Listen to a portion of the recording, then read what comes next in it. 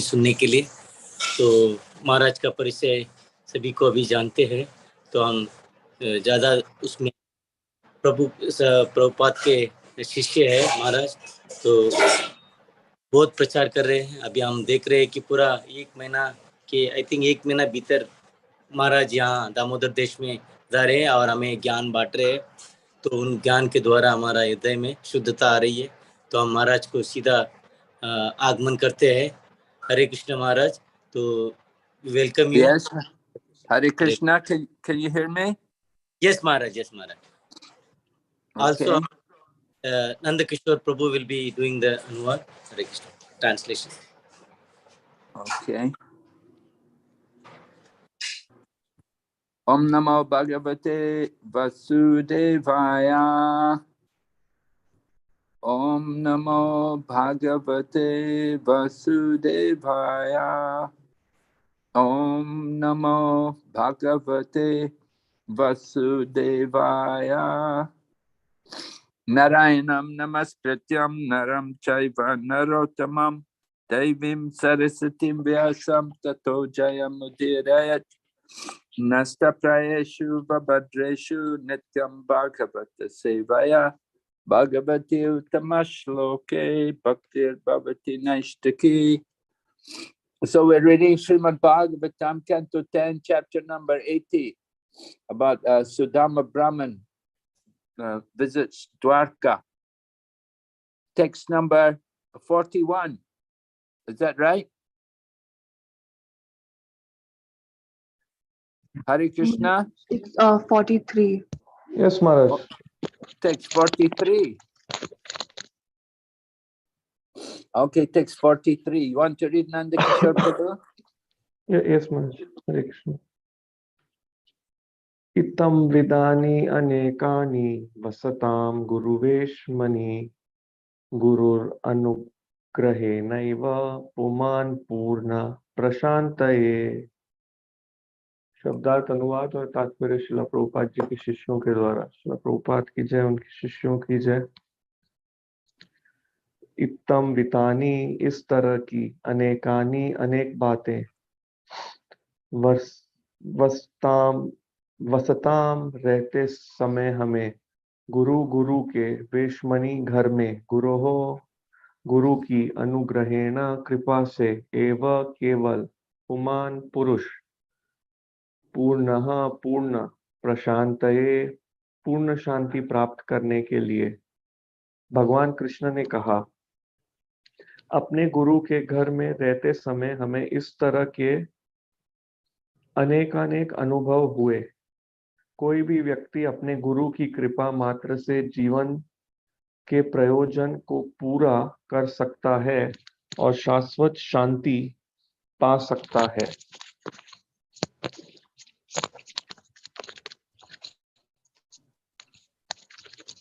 Okay.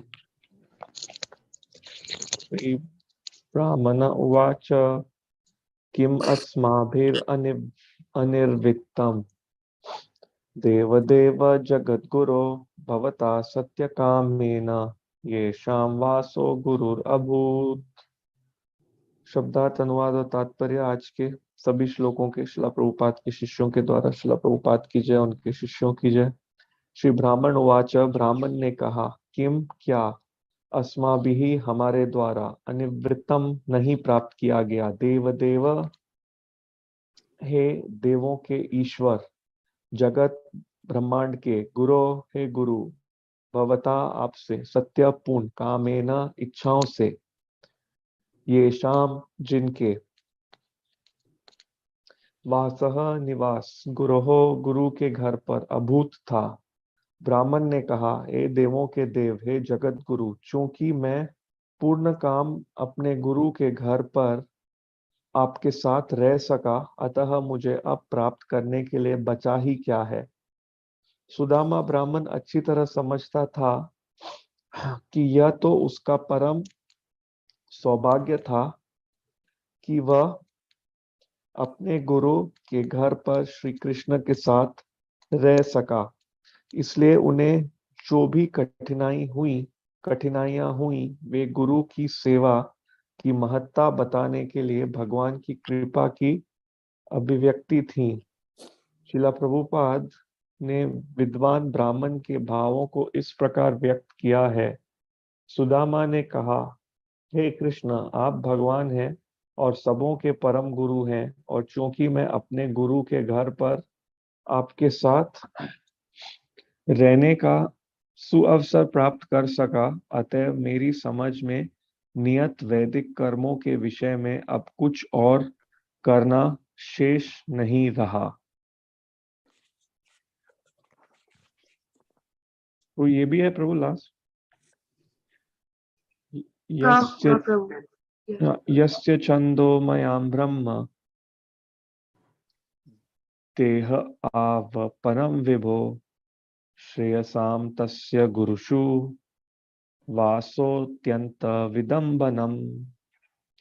यस्य, जिसका, छंदः वेदों मयम से युक्त, ब्रह्म परम सत्य, देहे शरीर के भीतर, आवपनम बोया गया खेत, विभो हे सर्वशक्तिमान, श्रेयसाम शुभ लक्ष्यों का, तस्य उसका, गुरुषु गुरुओं के साथ, वासह निवास स्थान, अत्यंत अत्यधिक, विदंबनम विदंबना। हे विभु, आपका शरीर वेदों के रूप में ब्राह्म्य है और इस तरह जीवन के समस्त शुभ लक्ष्यों का स्रोत है। आपने गुरु की पाठशाला में जो निवास किया वह तो आपकी लीलाओं में से एक है, जिसमें आप मनुष्य की भूमिका का निर्वाह करते हैं।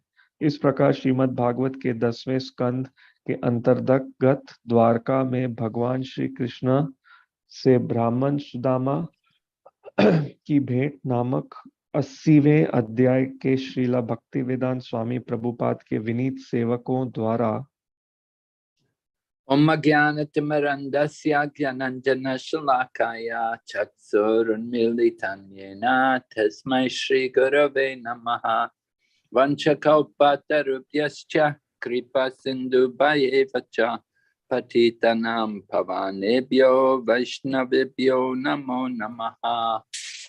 Jai Shri Krishna Chaitanya Prabhu Nityananda Shri Advaita Gadadhar Srivasadi Gaur Bhaktavinda.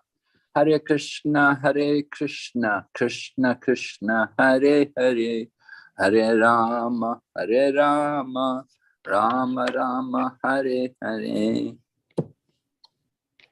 So we're hearing this wonderful pastime of Lord Krishna's encounter with Sudama. Sudama had come to visit him in Dwarka. तो हम ये बहुत अद्भुत लीला सुन रहे हैं, सुदामा की मुलाकात कृष्ण के साथ। सुदामा कृष्ण को द्वारका में मिलने आए थे। And Lord Krishna had recounted one of the pastimes, one of the things which happened to them when Sudama and Lord Krishna were together in the Gurukul of Sandipani Muni. तो भगवान कृष्ण वापस याद कर रहे हैं एक लीला को जो सुदामा और उनके साथ हुई थी जब वो दोनों संदीपनी मुनि के गुरुकुल में रहते थे। We heard how the two of them were stuck in the forest the whole night, and the spiritual master came in the morning and found them and praised them for accepting so much difficulty on behalf of their spiritual teacher. तो हम सुनते हैं कि किस प्रकार वे दोनों one में पूरी रात के लिए फंस गए थे और फिर सुबह उनके गुरु आते हैं और उनको ढूंढते हैं और उनकी गुणगान करते हैं कि उन्होंने कितनी तकलीफ उठाई अपने गुरु के लिए। So Lord Krishna, we read the verse this morning, Lord Krishna is saying that simply by the grace of the spiritual master, a person can fulfill life's purpose and attain eternal peace. तो भगवान श्री कृष्ण कहते हैं, हमने उस श्लोक में सुना कि केवल अपने गुरु की कृपा से एक व्यक्ति जीवन के लक्ष्य को प्राप्त कर सकता है और शाश्वत शांति पा सकता है। Just like we sing every morning, we sing the Guru Vastakam, and then the final verse says, Yashya Devi, Yashya Prasado Bhagavat Prasado, Yashya Prasado Nagati Katopi. By the mercy of the spiritual master, one gets the mercy of Krishna. And without the mercy of the spiritual master, there's only havoc on the path of spiritual life.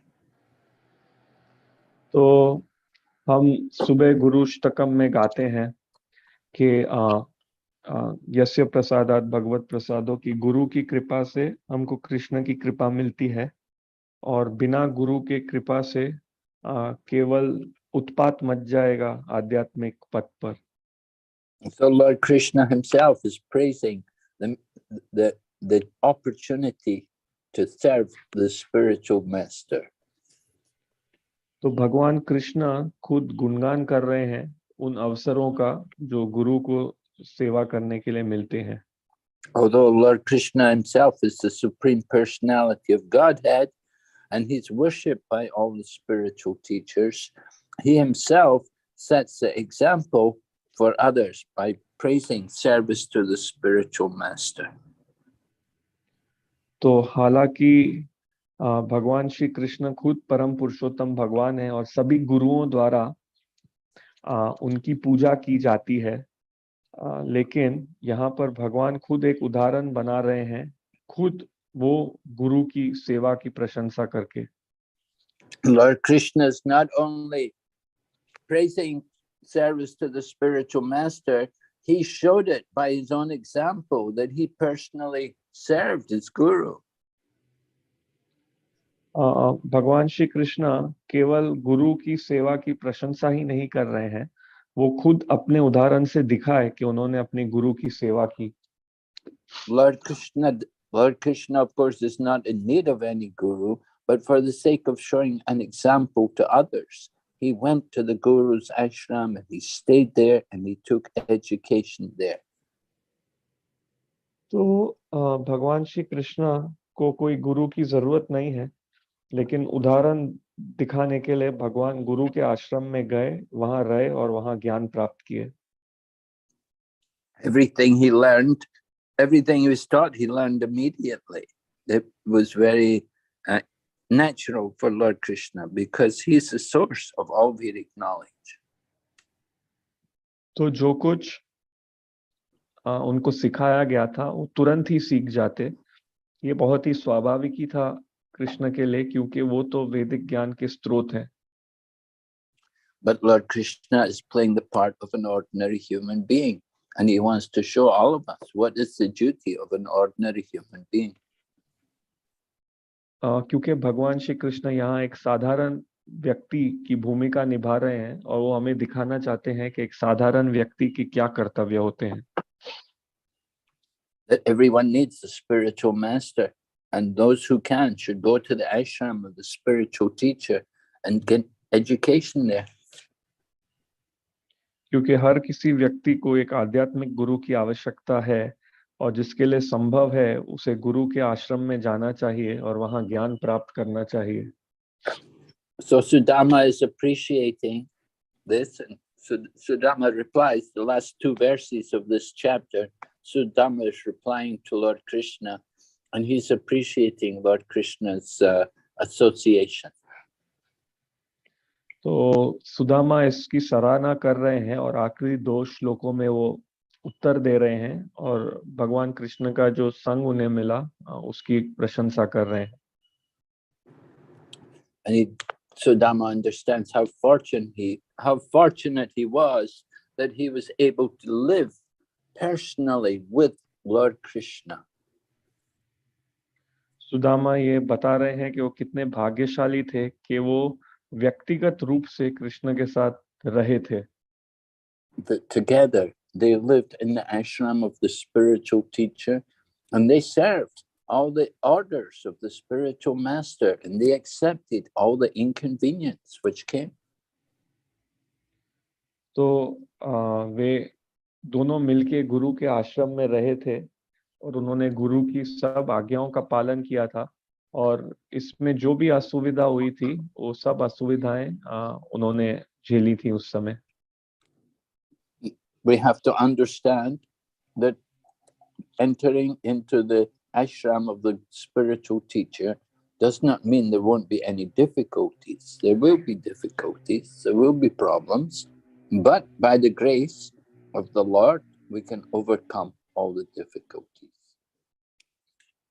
जब हम गुरु के आश्रम में जाते हैं, हमें समझना होगा कि ऐसा नहीं है कि वहां पे कुछ तकलीफें नहीं होंगी, कठिनाई नहीं होंगी, परंतु भगवान की कृपा से हम उन कठिनाइयों को लांघ सकते हैं. And the difficulties which we undergo in the service of the spiritual teacher are for our own spiritual purification.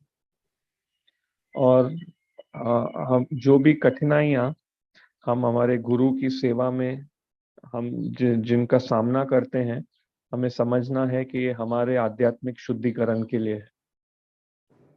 And by accepting these difficulties, we're showing, it shows that we've understood the importance of giving service to the spiritual master.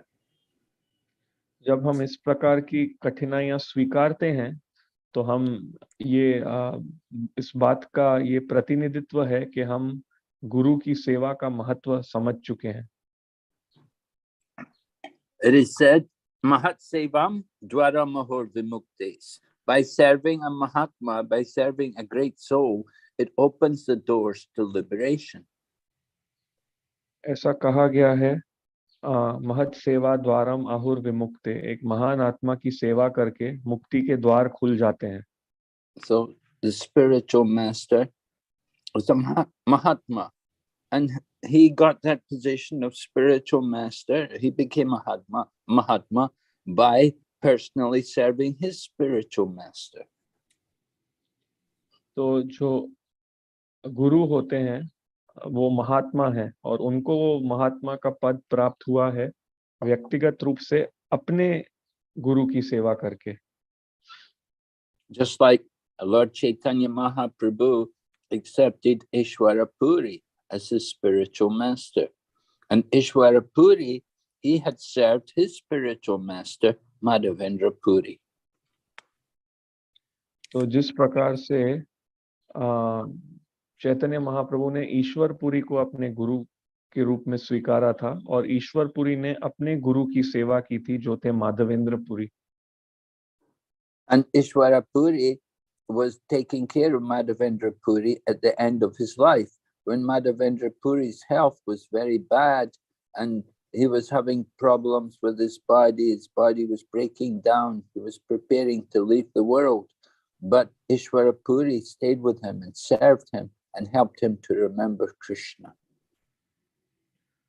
तो ईश्वरपुरी अपने गुरु माधवेंद्र पुरी की सेवा कर रहे थे उनके जीवन के अंत में, जब उनका स्वास्थ्य अच्छा नहीं था और उन्हें स्वास्थ्य के साथ काफी कठिनाई थी, उनका स्वास्थ्य टूट रहा था और वो इस जगत से जाने की तैयारी कर रहे थे. उस समय उन्होंने अपने गुरु की सेवा की थी, उनके साथ रहे थे और उनको कृष्ण का स्मरण करने में सहायता की थी. In old age, at the end of life, the body breaks down and the different odd system, the working of the body is so many problems. It's difficult sometimes to take care of people in that kind of condition. You need to have a lot of tolerance and a lot of patience. तो जीवन के अंतिम समय में शरीर टूटने लगता है, शरीर के चलने में काफी कठिनाइयां आने लगती हैं, और उस समय एक व्यक्ति की देखभाल करना ये कठिन होता है. इसमें बहुत सहनशीलता चाहिए होती है, बहुत सब्र से काम लेना होता है. But Ishwara Puri took that responsibility to serve his spiritual master. He stayed with them, he cleansed his body, and he helped him to remember Krishna until he left the body. परंतु ईश्वरपुरी ने उस समय ये जिम्मेदारी उठाई अपने गुरु की सेवा करने की. वे उनके साथ रहे, उनके शरीर को साफ किया और उनको सहायता की कृष्ण को याद करने में, कृष्ण का स्मरण करने में, जब वो शरीर छोड़ रहे थे. And we can see the result of Ishwara Puri's service to his guru was that he went on to become the next Acharya in the line of disciplic succession. And Chaitanya Mahaprabhu came and became his disciple. तो हम देख सकते हैं इसका क्या परिणाम निकला। ईश्वरपुरी ने जो सेवा की अपने गुरु के लिए, इसका परिणाम ये निकला कि ईश्वरपुरी आगे जाके उस परंपरा में एक आचार्य बने और श्री चैतन्य महाप्रभु स्वयं आए और उनके शिष्य बने। In contrast, there was another disciple of Madhavendra Puri called Ramachandra Puri. And that Ramachandra Puri, he came to see Madhavendra Puri at the time of leaving his body, and he tried to instruct him about the impersonal Brahman. और इसके विपरीत हम देखते हैं एक और शिष्य माधवेंद्र पुरी के, रामचंद्र पुरी। वे माधवेंद्र पुरी के पास आए थे उनके अंतिम समय में और उनको आदेश देने लगे निराकार ब्रह्मन के विषय में। Madhavendra Puri was feeling separation from Krishna, and in his separation from Krishna, he was lamenting. So the Ramachandra Puri came there, and Ramachandra Puri said to his guru, "Oh, you should not lament, you should meditate on the Brahman. Meditate on the Brahman, you'll become joyful." तो माधवेंद्र पुरी जी कृष्ण से विरह की भावना में थे और इसलिए उनको थोड़ा विलाप हो रहा था, परंतु रामचंद्र पुरी वहां पर आए और उन्होंने अपने गुरु से कहा, ओ आपको इस प्रकार विलाप नहीं करना चाहिए, आप निराकार ब्रह्मन पर ध्यान करो और उस वैसा करके आप प्रसन्न हो जाओगे। So although Ramachandra Puri was a disciple of Madhavendra Puri, he'd become influenced by impersonal philosophy. तो हालांकि रामचंद्र पुरी माधवेंद्र पुरी के शिष्य थे, वो प्रभावित हो गए थे निराकार तत्व से। And he was so foolish that he dared to instruct his spiritual master about impersonal philosophy, telling him to become attached to the Brahman. और वो इतने मूर्ख थे कि वे अपने गुरु को आदेश दे रहे हैं निराकार तत्व के बारे में और उसे कह रहे हैं कि आप ब्रह्मांड से आसक्त हो जाओ। So Madhavendra Puri, when he heard his disciple speak like that, he chastised him. He said, "Get out of here." He said, "I don't want to see your face at the time of death." तो जब माधवेंद्र पुरी ने अपने शिष्य को इस प्रकार आदेश देते हुए सुना, उन्होंने कहा, तुम इधर से निकल जाओ, मैं तुम्हारा मुंह भी नहीं देखना चाहता मरने के समय। He said, "If I have to see your face at the time of death, I will never achieve my desired destination." उन्होंने कहा, अगर मैं आपका मुख को देखूंगा मृत्यु के समय, तो मैं कभी जो मेरी इच्छुक गंतव्य है उसको कभी पा नहीं सकूंगा। Madhavendra Puri was a very, very exalted devotee, and he was meditating on the pastimes of Radha and Krishna, and he was feeling the separation from Krishna in the mood of Srimati Radharani. तो माधवेंद्र पुरी एक बहुत ही उच्च भक्त थे और वो राधा और कृष्ण पर ध्यान कर रहे थे और वो श्रीमती राधा रानी के मनोभाव में भगवान से विरह का अनुभव कर रहे थे। Yeah, there's one verse, it's quoted in the Chaitanya Charitamrita, and Madhavendra Puri would recite this verse again and again at the time of leaving his body.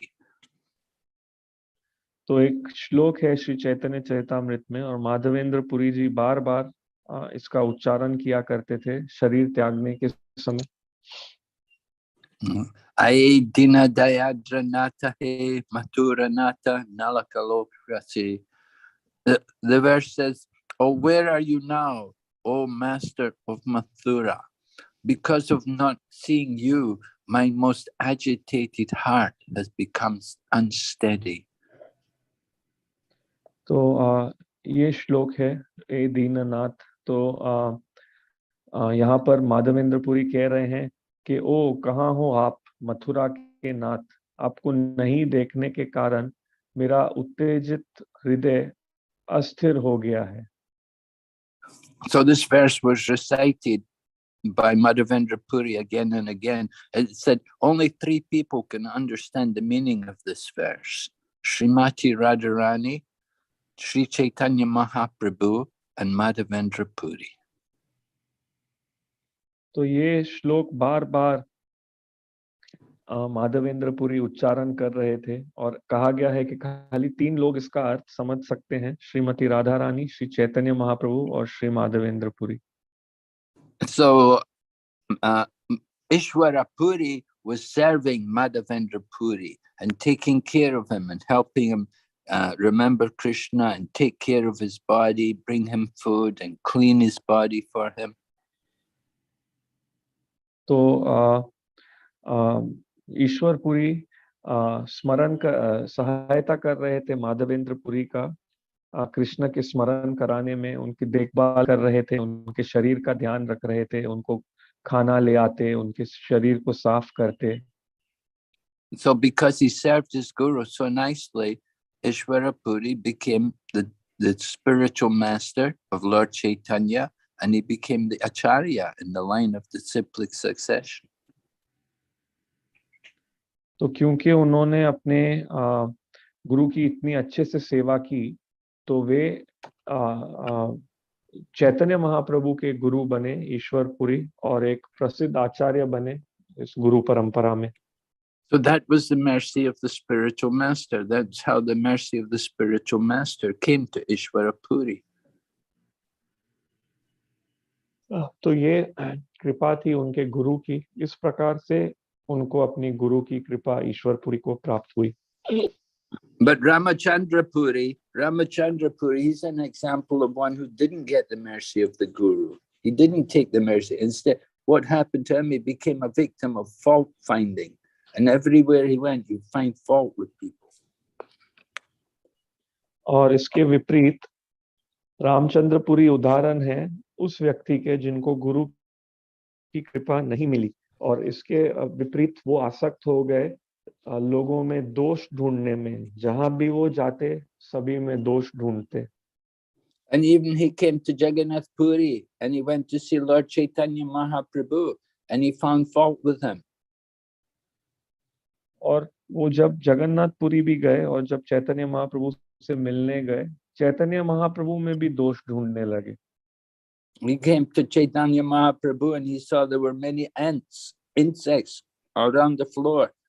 And he said, look, he said, so many insects are here. You must be keeping food here. That's why all these insects are coming. And then he said, I know you Gaudiya Vaishnava people eat too much. तो जब वो चैतन्य महाप्रभु से मिलने आए तो वहां पर काफी कीड़े थे, तो उन्होंने जमीन पर, तो उन्होंने कहा अच्छा यहाँ पर इतने कीड़े हैं, मैं जानता हूँ इसलिए होंगे क्योंकि आप लोग यहाँ खाना रखते हो, इसलिए तो कीड़े आ रहे हैं, और मैं जानता हूँ आप सब गौड़ीय वैष्णव बहुत ज्यादा खाते हो। So when Lord Chaitanya Mahaprabhu heard this, Lord Chaitanya Mahaprabhu ordered his servant, he said, from now on, reduce my prasadam. He said, I only want to take 1/3 of what you usually serve to me. Don't bring me a lot of nice prasadam. Reduce my prasadam to 1/3. तो जब चैतन्य महाप्रभु ने ये बात सुनी तो उन्होंने अपने दासों से कहा कि जितना प्रसादम वे उनके लिए लाते हैं उसको कम कर दो।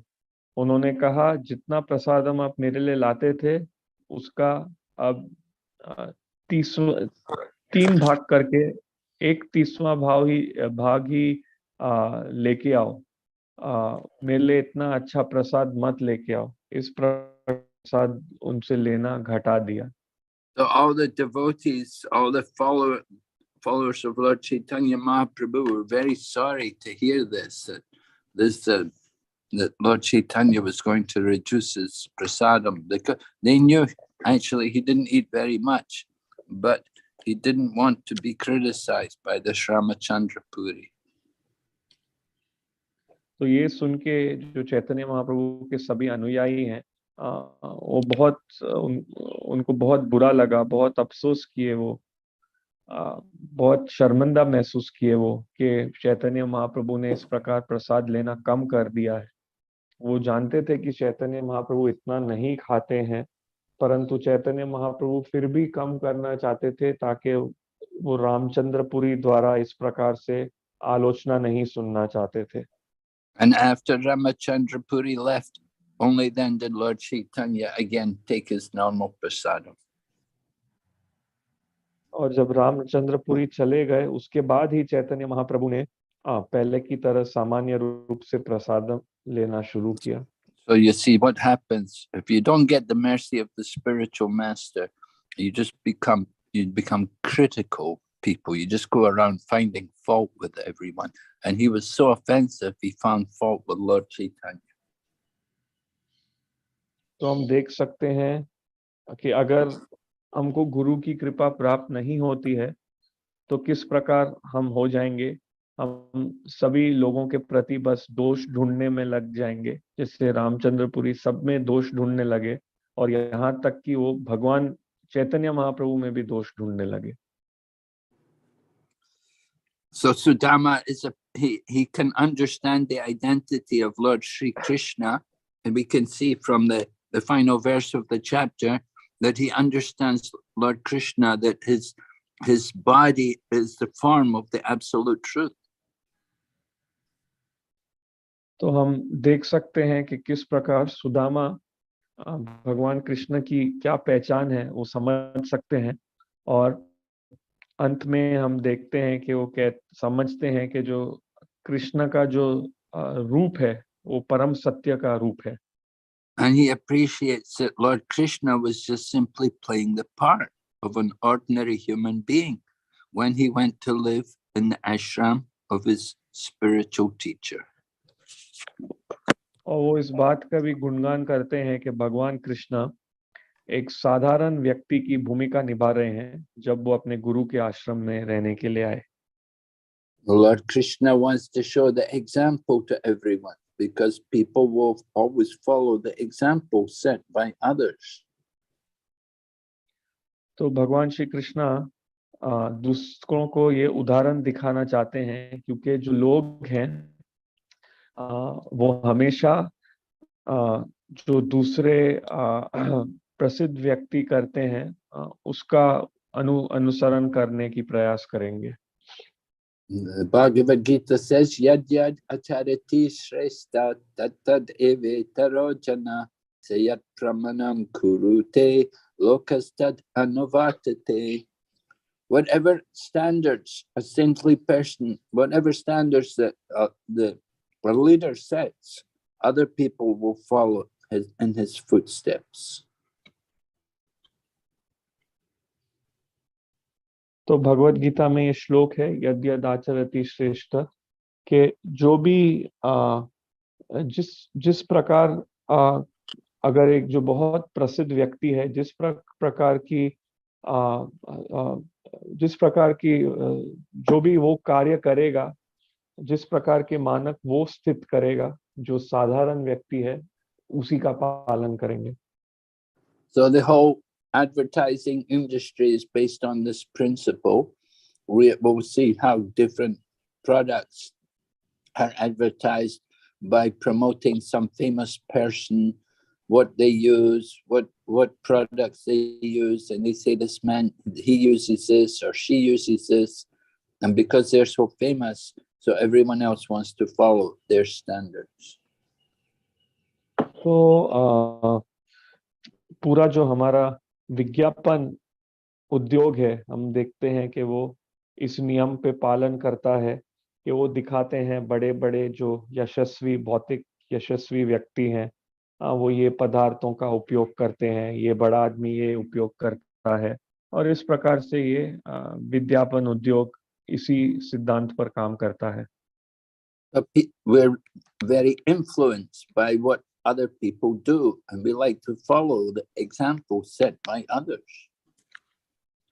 तो हम बहुत प्रभावित होते हैं ये देख के कि दूसरे लोग क्या कर रहे हैं, और वो जो करते हैं हम उससे उदाहरण प्राप्त करते हैं। The problem is we don't know who to follow. We don't know who are the actual leaders. We don't know who are the real Shrestha, who are the real respected people in society. तो समस्या ये है कि हम ये नहीं जानते कि किसका अनुसरण करना चाहिए, कौन वास्तविक नेता की स्थिति में है, कौन वास्तविक श्रेष्ठ है, कौन वास्तविक रूप से समाज में आदरणीय है, हमें ये नहीं पता। The so-called leaders today are simply people who are expert in satisfying their senses in so many gross material activities. तो जो आजकल के नेता हैं वो केवल दक्ष होते हैं अपनी इंद्रिय तृप्ति करने में, बहुत ही स्थूल भौतिक तरीके से।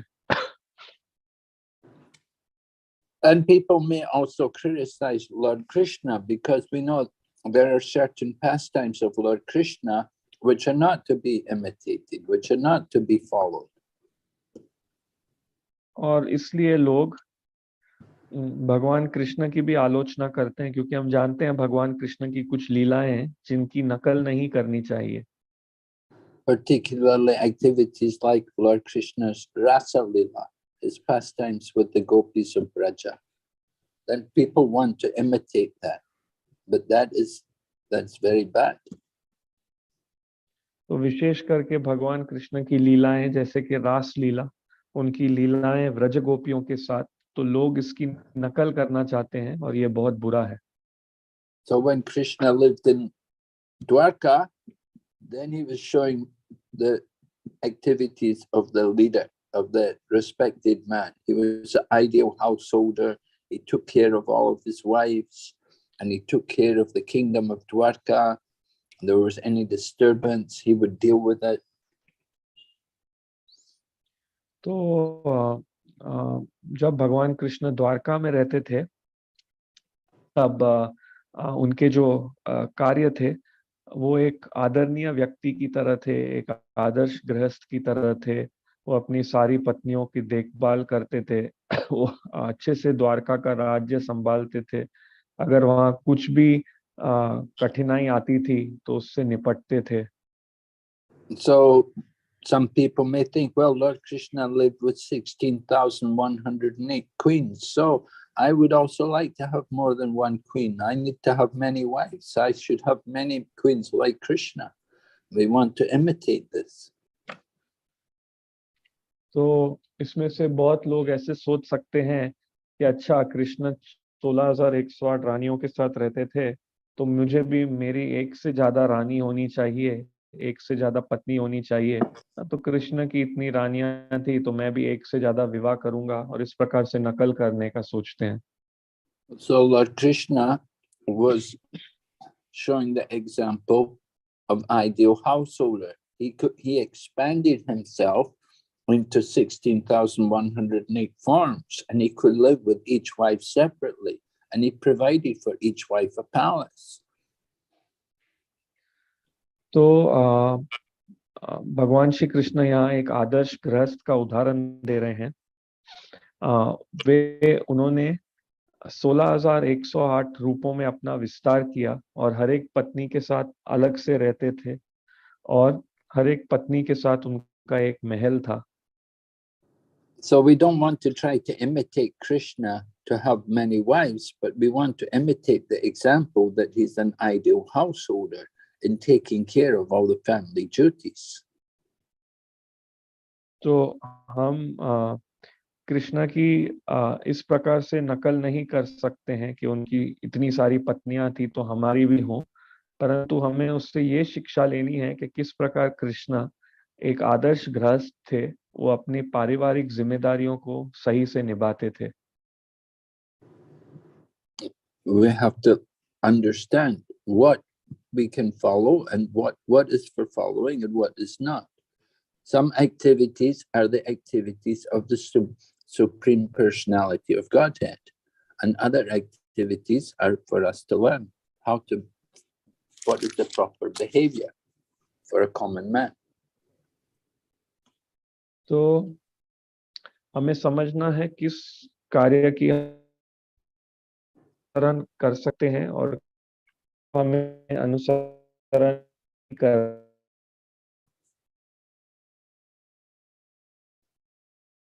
Haribo.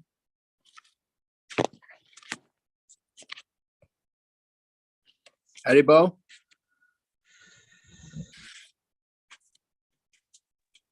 Maharaj seems lost. Seems Maharaj connection lost. It seems he will connect again. Hare Krishna. Oh, you'll connect again. Okay. Yes, Maharaj. Oh, you back? Okay. Yeah. Okay. So people who are unscrupulous people, they want to jump immediately to Krishna's pastimes with the gopis and the Rasa Leela. They don't understand that this is the affairs of the spiritual world. This is not to be imitated. तो जो व्यक्ति होते हैं, जो बेशरम किस्म के व्यक्ति होते हैं, हम देखते हैं वो सीधा कृष्ण की रासलीला पर प्रवेश करना चाहते हैं, लेकिन हमें समझना है कि ये जो रासलीला है ये आध्यात्मिक जगत की लीलाएं हैं, इनका हम नकल नहीं कर सकते। So these pastimes, like pastimes in Vrindavan, they are concealed from the ordinary people. They are kept in the 10th canto Srimad Bhagavatam. So before coming to the 10th canto, before hearing the pastimes of Krishna, one should first understand the other potencies of Lord Krishna. तो ये जो वृंदावन की लीलाएं हैं, हमें समझना है इनको गुप्त रूप से रखा हुआ है श्रीमद् भागवतम में, साधारण लोगों से छुपाकर इनको 10वें स्कंद में रखा हुआ है। तो 10वें स्कंद की लीला सुनने के पहले हमें पहले के जो सब स्कंद हैं उनको सुनना है और भगवान की दूसरी शक्तियों को भी समझना है। Yeah, the 10th canto of Bhagavatam is like the face of the Lord. But before you look on the face of the Lord, you have to first look to the lotus feet and then gradually look up to the face. Not that you immediately look on the face. तो हमें समझना है कि जो भगवान का 10वां स्कंद है ये भगवान के पद्म मुख की तरह है। तो किसी व्यक्ति के हम मुख को देखते हैं तो उसके पहले हमको भगवान के चरण देखने हैं, सीधे से हम उनके मुख में नहीं देख सकते तुरंत ही जाके। So we hear Srimad Bhagavatam from the beginning. The first 2 cantos are the Pada Padma, the lotus feet. And we hear about the Lord's creative potency, the Shristi Tattva. तो हमें समझना है कि हमें श्रीमद् भागवतम शुरुआत से सुननी है। तो जो पहले 2 स्कंद हैं वो भगवान के चरण कमल हैं, सृष्टि तत्व है, तो वहां से हमें शुरुआत करते हुए सुनना है। We have to understand how the Lord has inconceivable potencies. Then only we can go on to understand more about Krishna's pastimes. हमें समझना है कि किस प्रकार भगवान की अचिंत्य शक्तियां हैं, फिर ही हम आगे जाके भगवान की लीलाओं को और समझ सकते हैं। So although Lord Krishna comes into this world and he plays the part of an ordinary human being, he's never an ordinary person.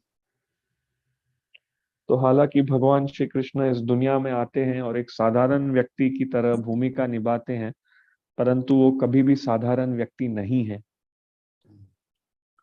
As Lord Krishna himself says in the Bhagavad Gita, Abhajananti Mamudha Manushim Tanam Ashritam Param Bhavam Ajananto Mama Bhuta Maheshwaram. The foolish mock at me, descending amongst them like a human being. They do not know my transcendental nature and supreme dominion over all that be. तो भगवान कृष्ण भगवद गीता में कहते हैं, अवजानंती माम मूढ़ा मानुष्यम तनुम आश्रिता, कि जो मूर्ख व्यक्ति हैं वो मेरा मजाक उड़ाते हैं ये कहते हुए कि मैं साधारण व्यक्ति ही जैसे यहाँ आया हूँ, वो जो मेरी दिव्य स्थिति है उसको नहीं समझ पाते, और जो मेरा सर्वोच्च प्रभुत्व है हर चीज के ऊपर वो नहीं समझ पाते। And then the next verse in the Bhagavad Gita, Lord Krishna describes the results of thinking Krishna an ordinary person. और जो अगला श्लोक है भगवत गीता में, वो इसका परिणाम बताता है कि क्या परिणाम होगा अगर हम कृष्ण को एक साधारण व्यक्ति समझेंगे। He says, Mogasya moga karmano moga jnana vichetasa rakshasi masurim chaiva prakritim ashrita. Whatever they try to do, all their attempts for liberation and the desires for fruitive results, whatever they try to do, they will always meet with a failure. They will never be successful. तो अगला श्लोक ये है, मोग आशा मोग कर्म मोग ज्ञान विशेषतः। तो इसमें कहा गया है कि वो व्यक्ति जो कुछ भी करने का प्रयास करेंगे, जो भी उनकी क्रियाएं होंगी मुक्ति पाने के लिए, या तो उनको जो भी इच्छा होगी भौतिक फल पाने के लिए, वो सब हमेशा असफलता ही प्राप्त करेगी, वे कभी भी सफल नहीं होंगे। So here in this chapter with Sudama Brahman, we're hearing about Lord Krishna's wonderful relationship, how he reciprocates with his devotees. He is Bhakta Vatsala. तो यहाँ पर इस सुदामा ब्राह्मण के अध्याय में हम सुनते हैं कि कितना अद्भुत संबंध है भगवान का अपने भक्त के साथ, और कैसे वो आदान प्रदान करते हैं। तो भगवान भक्त वत्सल है। Sudama, so humble, gentle soul, comes to see Lord Krishna, and although he's totally impoverished, he never asks Krishna for anything. Doesn't have the heart to ask for anything. He's just so happy to be with Krishna. तो यहाँ पर हम देखते हैं कि सुदामा इतने विनम्र हैं, इतने कोमल आत्मा हैं कि वो कृष्ण को देखने आते हैं, लेकिन फिर भी कृष्ण से कुछ पूछते नहीं। तो वे इतने गरीबी में हैं, लेकिन फिर भी वो कृष्ण से कुछ पूछते नहीं। उनके पास वो हृदय ही नहीं है कृष्ण से कुछ मांगने के लिए।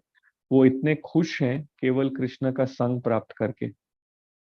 So Krishna enjoys this kind of friendship. This Sakya Ras. This is just like with Arjuna. Lord Krishna and Arjuna had such wonderful friendship. And Lord Krishna with the cowherd boys, they had this kind of friendship. So similarly, Sudama also has deep friendship with Lord Krishna. तो हम देखते हैं कि कृष्णा भी इस प्रकार की जो मित्रता है सुदामा के साथ, उसमें आनंद लेते हैं। ये सख्य रस है, बहुत अद्भुत मित्रता है। जैसे भगवान कृष्ण की गोपों के साथ थी, उस प्रकार सुदामा के साथ भी उनकी मित्रता बहुत गहरी है।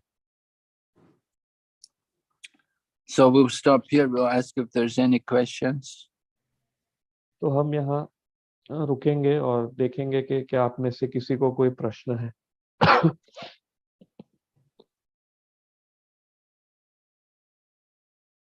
In the next chapter, we will hear how Lord Krishna is going to bless Sudama. Although Sudama didn't ask for any blessings, but because he'd given that the dried rice which he brought was accepted by Lord Krishna. So Lord Krishna repays him. तो अगले अध्याय में हम देखेंगे कि किस प्रकार कृष्ण सुदामा को आशीर्वाद देते हैं। हालांकि सुदामा ने कुछ मांगा नहीं था उनसे, परंतु फिर भी उन्होंने कृष्ण को सूखे चावल दिए थे और कृष्ण ने उसे स्वीकारा था। तो उस लिए कृष्ण वापस सुदामा को ये चुकाते हैं। So Sudama gave everything he had to Krishna. So Krishna wants to repay him. Krishna wants to give back everything he has. Sudama ने कृष्ण को सब कुछ दे दिया था जो उनके पास था, तो कृष्ण भी इसको वापस चुकाना चाहते हैं, सब कुछ वापस सुदामा को देना चाहते हैं।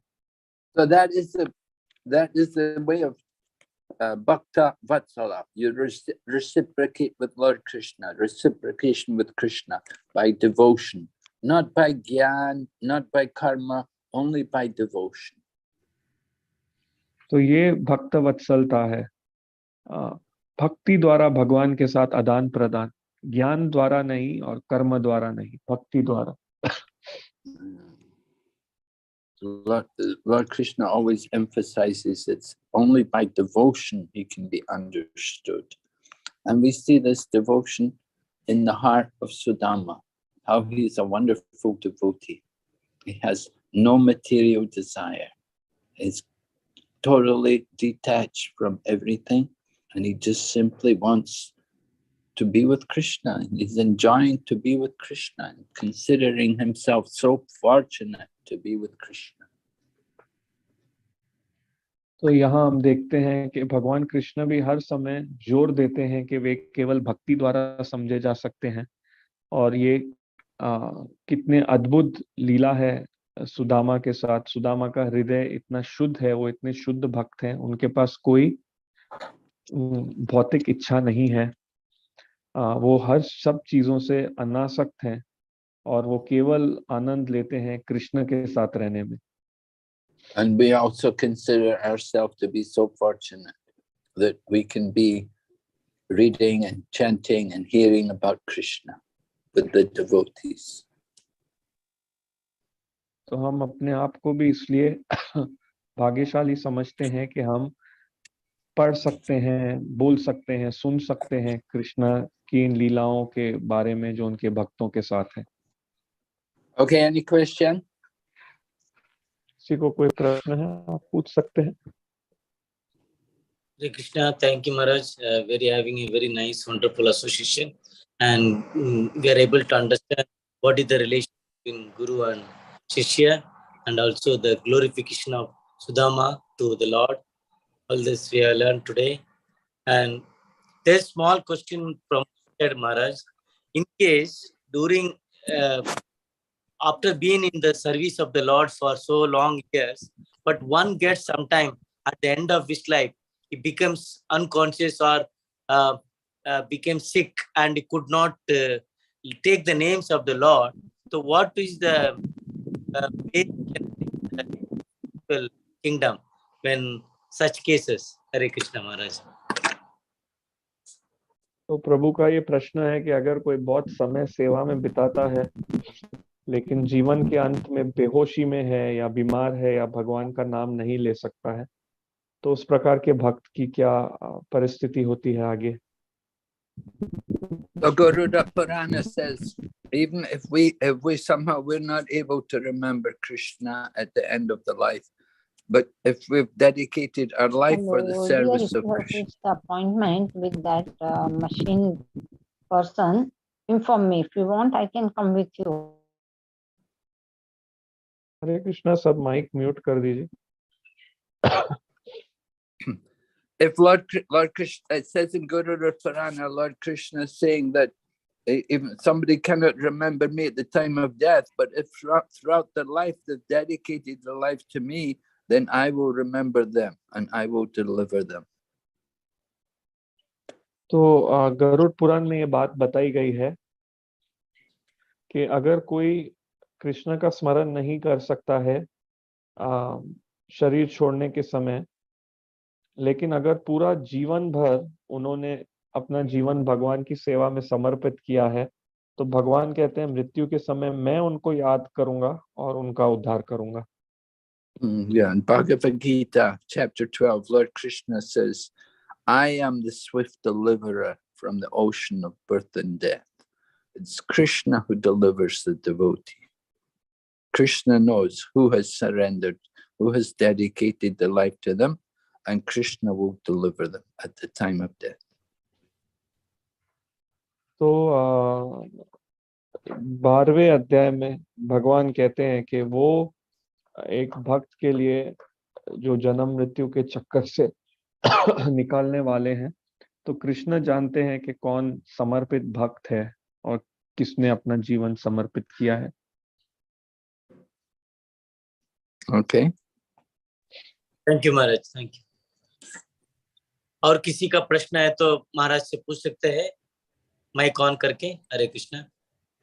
Vidyagati Prabhu, there is a question in the chat box. Nandkishore Prabhu, can you read that question in the chat? Yeah. तो प्रश्न है, Hare Krishna Maharaj, kindly accept humble obeisances. Why it takes so long for Lord to bless Sudama, despite they were close friends since childhood? Thank you so much. तो यहाँ पर एक प्रश्न है महाराज से, महाराज को प्रणाम करते हुए, कि क्यों सुदामा को भगवान को आशीर्वाद देने में इतना लंबा समय लगा, हालांकि वो बचपन के दोस्त थे? Well, I don't know what you mean. Why it takes so long? Why you have to be so impatient?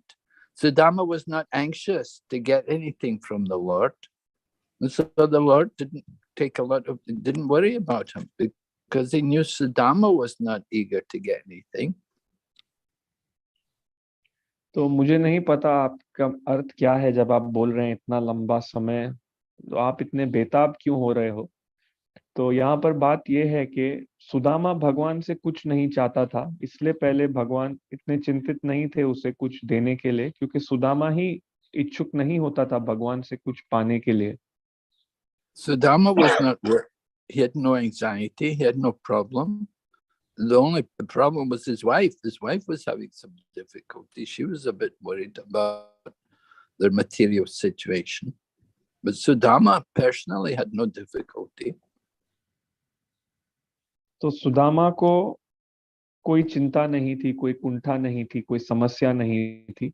उनकी पत्नी को थोड़ी चिंता थी, उनकी पत्नी को चिंता थी उनके भौतिक स्थिति के बारे में, परंतु सुदामा को कोई कठिनाई नहीं थी। The difficulty for Sudama was to accept opulence. When the opulence came, when Krishna gave them the opulence, that became the difficulty for Sudama. तो सुदामा को जो कठिनाई थी वो थी इतना ऐश्वर्य भगवान से स्वीकार करना। जब भगवान ने उन्हें इतना ऐश्वर्य दिया, उसको स्वीकार करना, ये सुदामा के लिए कठिनाई थी। So Sudama accepted it all in the mood of renunciation. And quick after being benedicted by Lord Krishna, in a very short time, he went back to Godhead.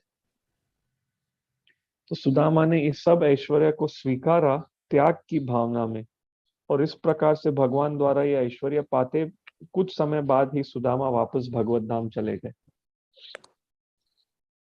So we cannot question the Lord, why you did like this, why you took so long.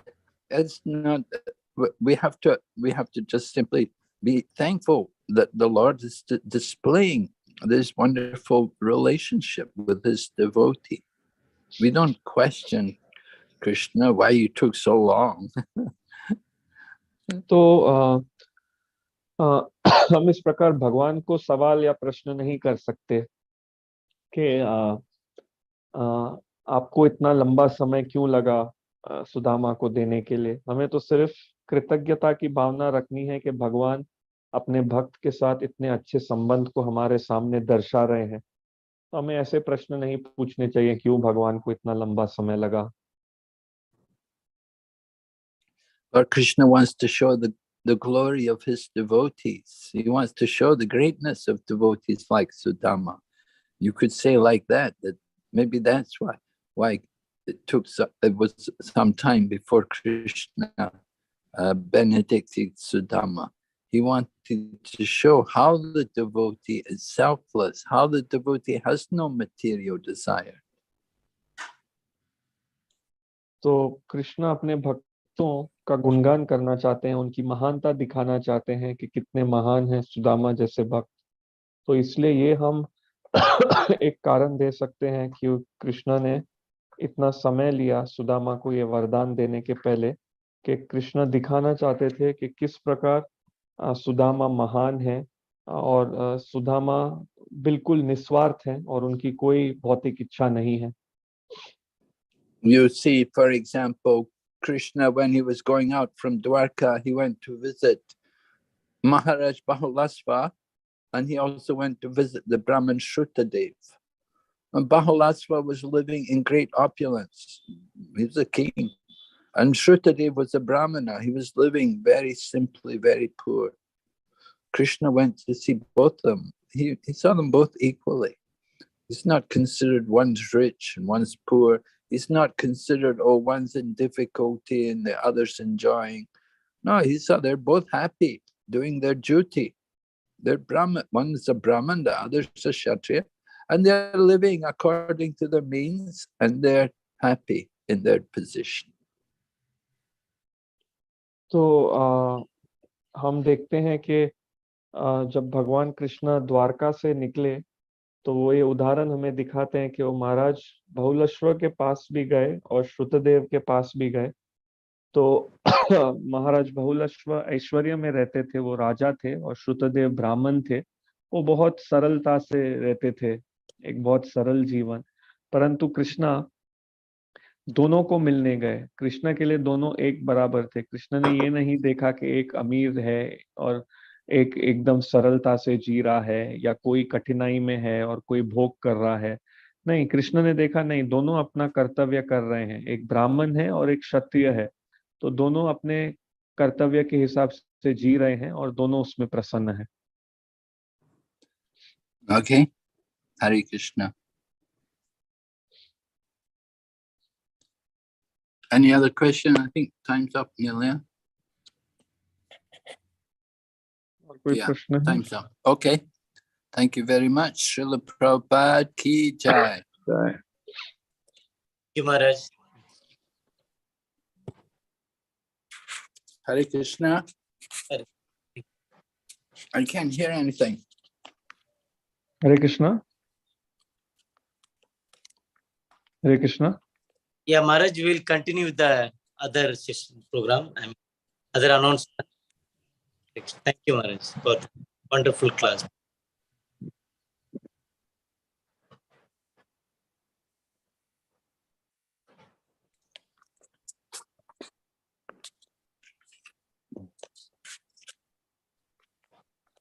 I'm not hearing anything. No, Hare Krishna, Maharaj, I was thanking you, Maharaj. I was thanking you for the wonderful class, and we will continue with the other session, today's other session. Okay, thank you, Prabhu. Hare Krishna.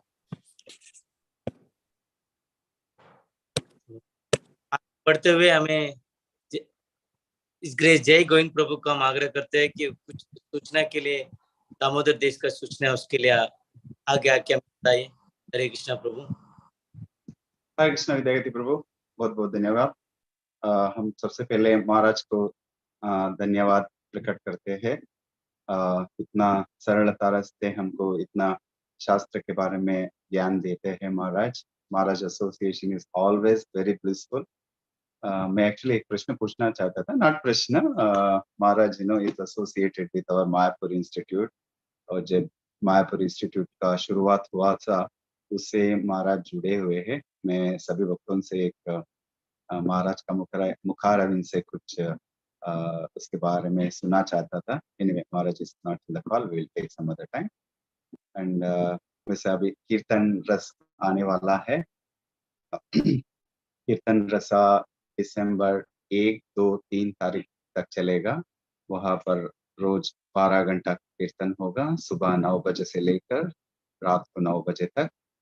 तो सभी भक्तों से निवेदन है कि ज्यादा संख्या में ये न्यूज को स्प्रेड कीजिए। Bring all your friends, relatives, सबको वहां पर लेकर आ जाइए। वैसे तो दिसंबर 1, 2, 3 पूरा छुट्टी रहते हैं यूए में, तो सभी निवेदन है सब वहां पर आइए। और आज का प्रेयर रिक्वेस्ट में हमारा एक वंडरफुल सेवादारी of our NBS Subhash Prabhu, उनका जन्मदिन है।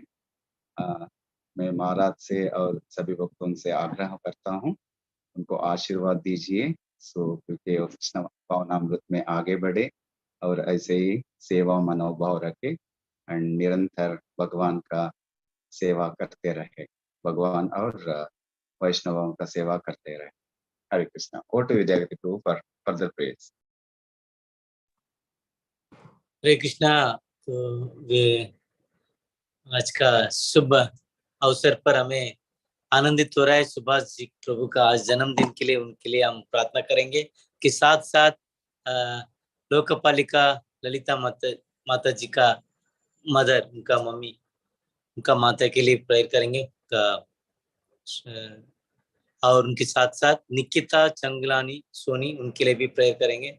और हम सब आज जूम में जुड़े हुए सभी श्रोता मतलब सभी भक्तों के लिए हम यही प्रार्थना करेंगे कि हम भक्ति में और एनबीएस का रोज सुनकर हमें और अच्छी तरह भक्ति में आगे बढ़े। और सभी और जो भी हमारे मित्र है, हमारे रिश्तेदार है, सभी को हमें नियर एंड डियर है, सबको हम एनबीएस में जोड़ेंगे और भक्ति में आगे बढ़ने के लिए हम सबके साथ साथ चलेंगे। तो 3 बार हरे कृष्ण महामंत्र बोल के आज का नित्यम भागवत सेवा को हम यहाँ समाप्त करेंगे। और कल के लिए हम उत्साहित रहेंगे या और कुछ किसी भक्तों का मुखारविंद से सुनने के लिए। तो 3 बार हमारे कृष्ण महामंत्र बोलेंगे। जय श्री कृष्ण चैतन्य प्रभु नित्यानंद श्री अद्वैत गदाधर श्रीवासादि गौर भक्त वृंदा। हरे कृष्ण कृष्ण कृष्ण हरे हरे, हरे राम राम राम हरे हरे, हरे कृष्ण कृष्ण कृष्ण हरे हरे, हरे राम राम राम हरे हरे, हरे कृष्ण कृष्ण कृष्ण हरे हरे, हरे राम राम राम हरे कृष्णा। थैंक यू, धन्यवाद सभी को। और कल के लिए हम उत्साह से रखेंगे प्रेयर। अभी आखिरी में मधुर प्रभु ने अपराजिता माता जी के पिताजी का जन्मदिन के लिए प्रेयर का रिक्वेस्ट किया है, तो उनके लिए भी हम प्रार्थना करेंगे। हरे कृष्ण कृष्ण कृष्ण हरे हरे, हरे राम राम राम हरे हरे, हरे कृष्ण। तो आज का सेशन हम यहाँ समाप्त करेंगे। चित्रा माता जी आप होस्ट हैं, you can and the session. Hare Krishna.